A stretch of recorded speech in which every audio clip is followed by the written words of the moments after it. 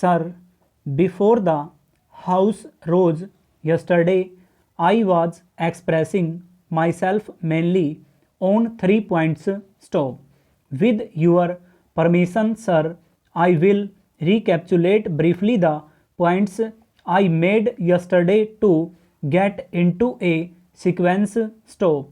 I was referring to the necessity of a concerted effort on the part of the government to devise and introduce a scheme by which the urge of the younger people of our nation for military training may be satisfied. Stop.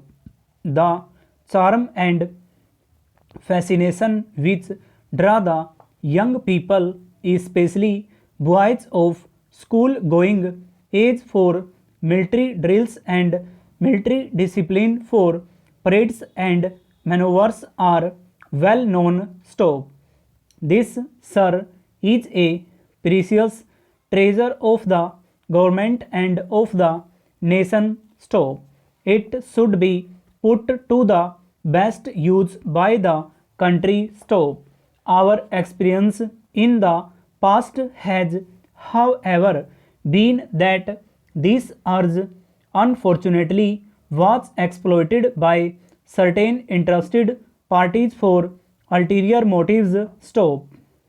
But that it can be put to the best use for the nation cannot be denied, and as such I believe that if the government devises a scheme whereby either through some suitable military officers or through the police officers or even through other qualified persons in various states, a drive is made to train our young people in the art of bearing arms and going in for military drills and discipline.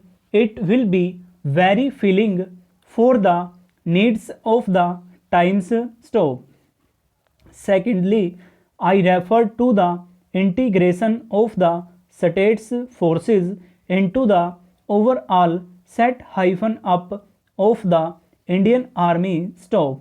After the accomplishment of the marvelous and almost impossible task of integration of as many as 562 princely states into the various provinces or into states unions, it is only to be expected that the states forces which are scattered over all these states should be incorporated into the bigger unit of the Indian Army. Stop. They should form part and parcel of it. Stop.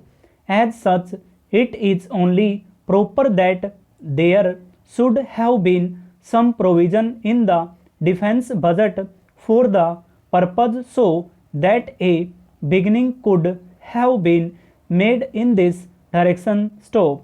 Thirdly, I was referring to the mass of prejudice and superstition that prevails in certain foreign countries about our social customs and institutions. Stop. It has to be